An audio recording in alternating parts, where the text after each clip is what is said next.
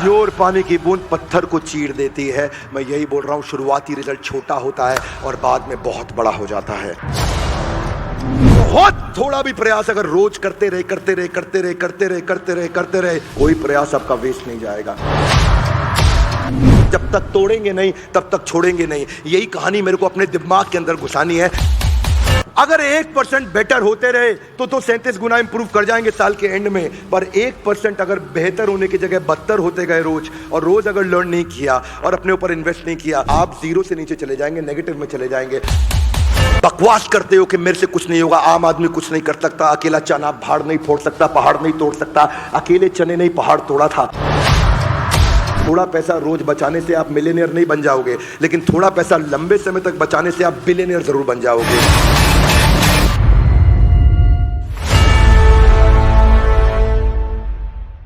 आप सबका बहुत बहुत स्वागत है। आज का एपिसोड है दूसरे अध्याय का 40वां श्लोक। पिछले एपिसोड में हमने समझा कि भगवान कृष्ण ने अर्जुन को इंस्पायर किया कि कैसे तुम्हारी बेइज्जती के कारण तुम बर्बाद हो सकते हो।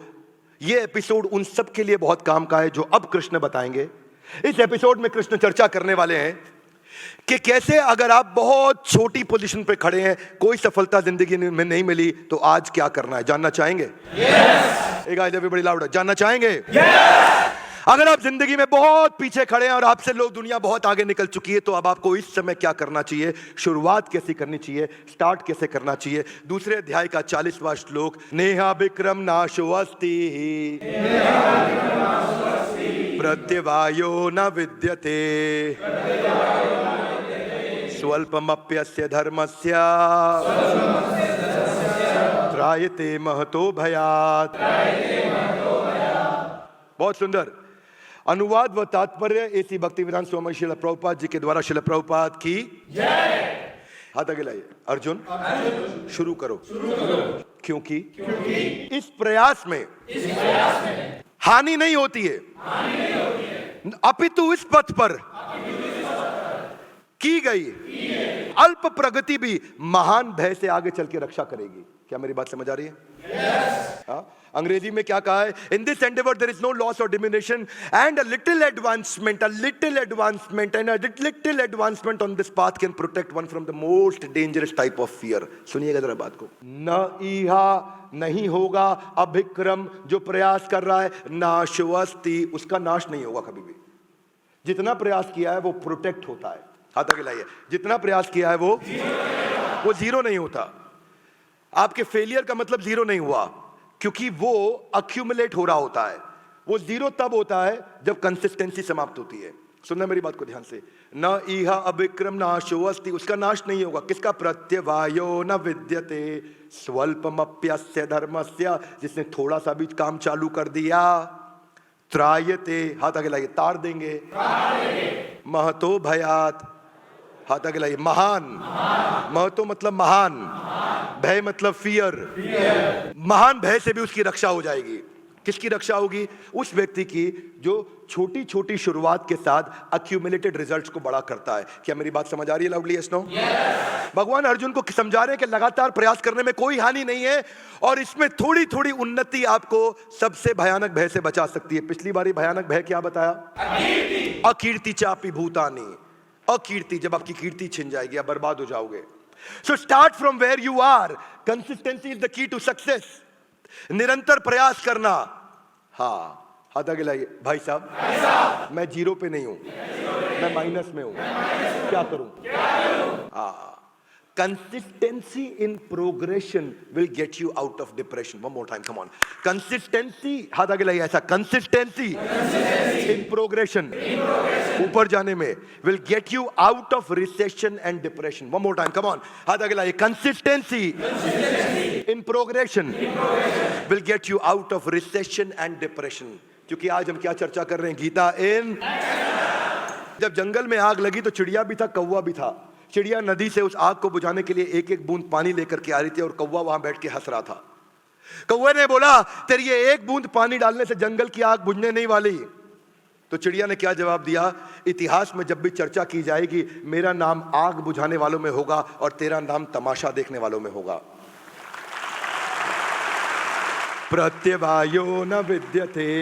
ऐसे व्यक्ति का नाश नहीं होता जो लगातार कंसिस्टेंट। जानते हैं क्या फर्क है लेजेंडरी लोगों में और एवरेज लोगों में? क्या फर्क है? क्या फर्क है? कोई फर्क नहीं है, केवल कंसिस्टेंसी गोल स्टेटमेंट के प्रति, उसी का फर्क है।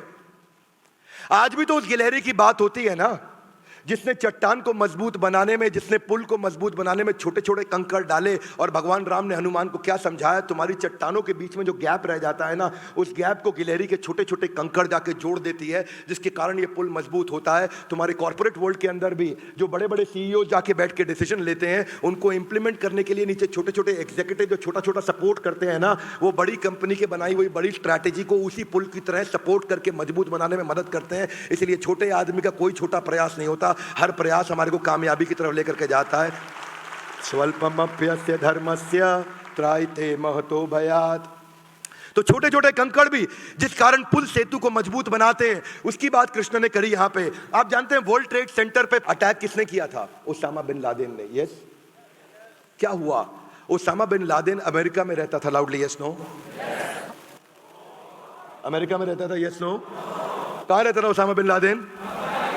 ओसामा बिन लादेन अफगानिस्तान में नहीं, पाकिस्तान के अबेटाबाद में था। 2001 में अटैक हुआ था और 2011 में जाके दूसरे देश के अंदर जाकर के उसको पकड़ के मारा गया। वो कंसिस्टेंट एफर्ट नहीं होता तो कभी भी देश के राष्ट्रपति का विश्व के ऊपर कभी विश्वास नहीं किया जाता। अमेरिका और इजराइल के बारे में यही माना जाता है। अपने देश के वीरप्पन को पकड़ने में समय लगा, शायद उतना कंसिस्टेंट एफर्ट नहीं था। 24 साल बाद वीरप्पन पकड़ा गया था और यहाँ दूसरे देश के अंदर जाकर के 10 साल में ओसामा बिन लादेन को उखाड़ा।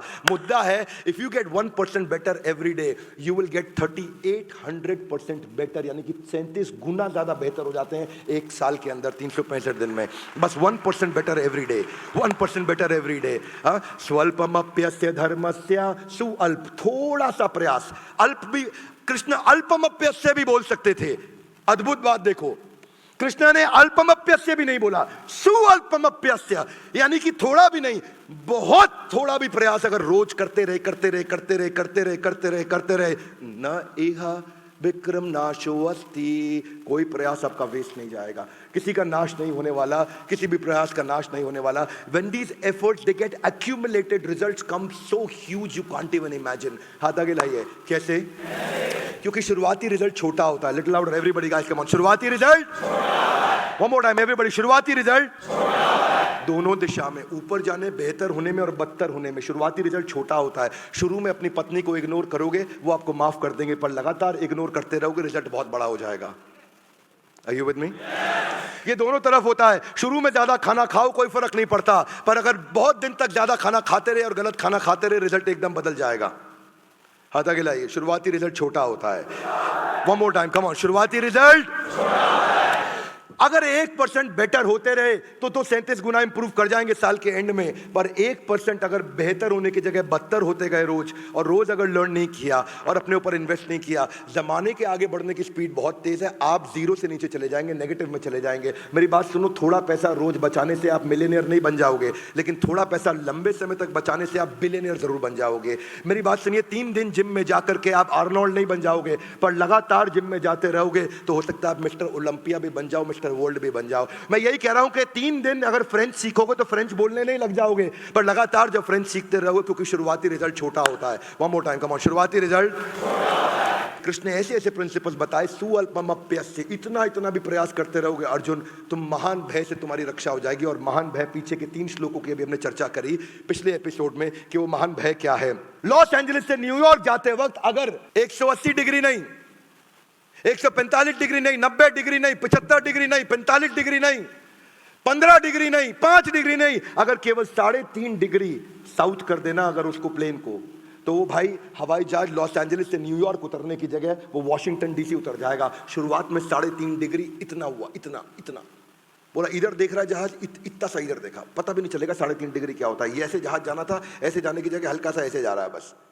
अब ये सीधा है कि ये सीधा, आपको पता भी नहीं चलेगा। 3.5 डिग्री इतना ही है, लेकिन वही 3.5 डिग्री बढ़ बढ़ के वो जहाज एग्जैक्टली न्यूयॉर्क उतरने की जगह वॉशिंगटन डीसी उतर जाएगा। मैं ये बोल रहा हूं, शुरुआती result. Everybody louder guys, come on Delhi, louder. शुरुआती रिजल्ट। आपकी नेटवर्थ क्या है? आपकी नेटवर्थ आपकी फाइनेंशियल हैबिट्स का आउटकम है। आपकी फिजिकल फिटनेस क्या है? आपकी फिजिकल फिटनेस आपकी ईटिंग हैबिट्स का रिजल्ट है।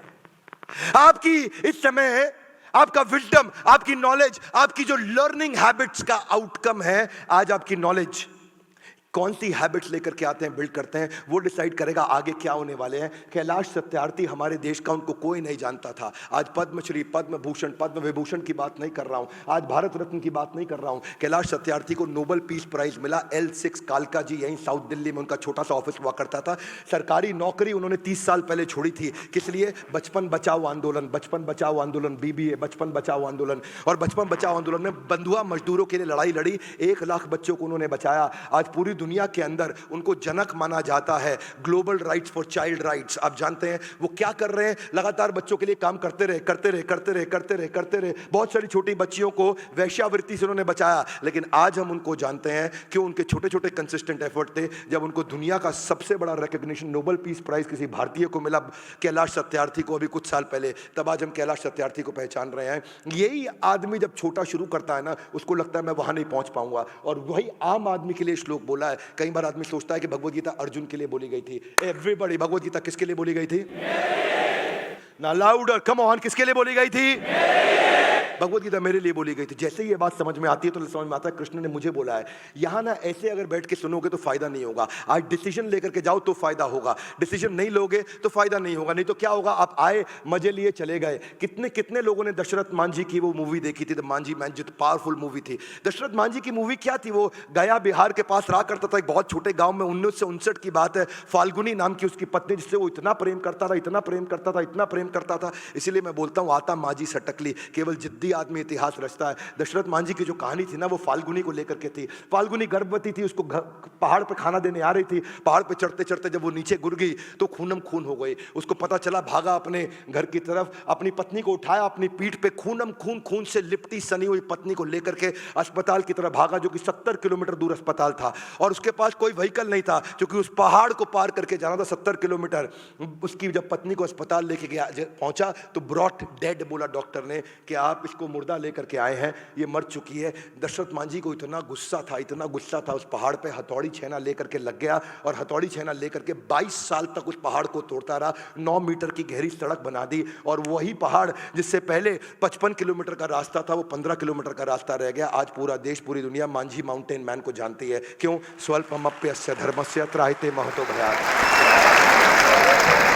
स्वल्पमप्यस्य, थोड़ा थोड़ा प्रयास चालू करो।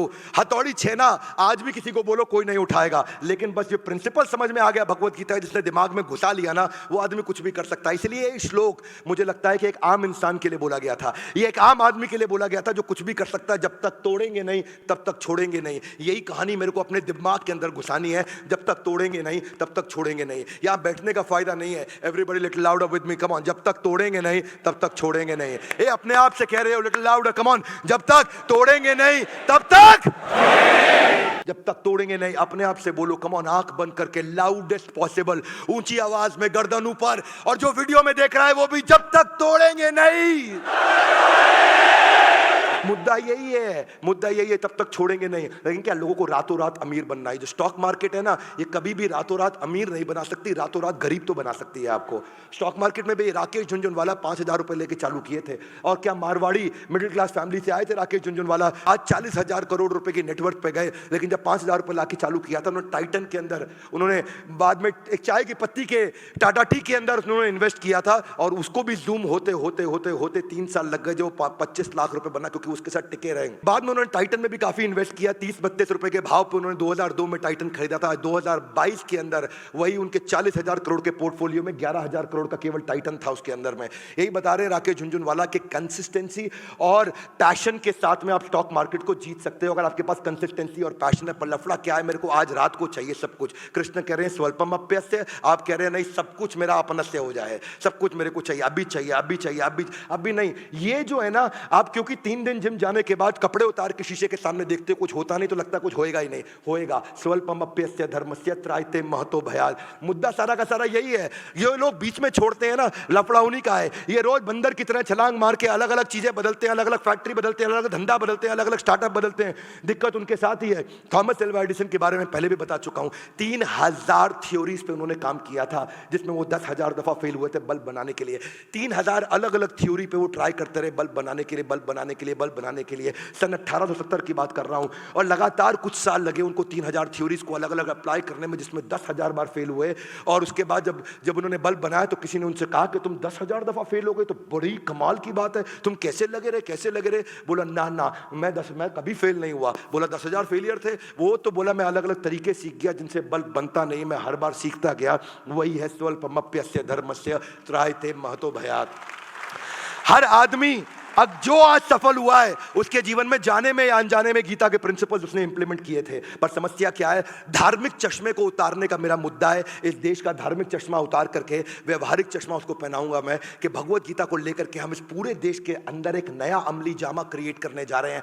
मैं एक नया नैरेटिव सेट करने जा रहा हूं पूरे देश के अंदर, कि भगवत गीता की जो सीरीज चालू की है मैंने, एपिसोड्स की, एक के बाद एक यूट्यूब पे आ रहा है, पूरा देश इन सारे एपिसोड्स को देखेगा और अपने बच्चों को दिखाएगा कि बेटा तुझे जिंदगी में ताकतवर बनना है। जिस दिन गीता हाथ में ले ली तुझे पृथ्वी पे कोई हरा नहीं पाएगा।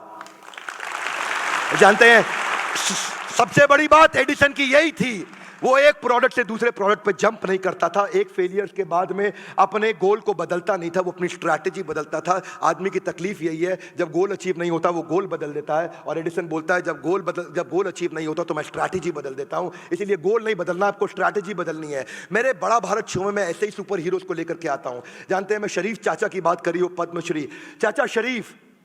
देखा है किसी ने वो एपिसोड? कमान बड़ा भारत में देखा है आपने एपिसोड? चाचा शरीफ का एपिसोड देख लेना, आंख में आंसू आ जाएंगे। पहली बार मैं ऑन स्क्रीन वीडियो पर रो पड़ा था चाचा शरीफ के बारे में देख करके।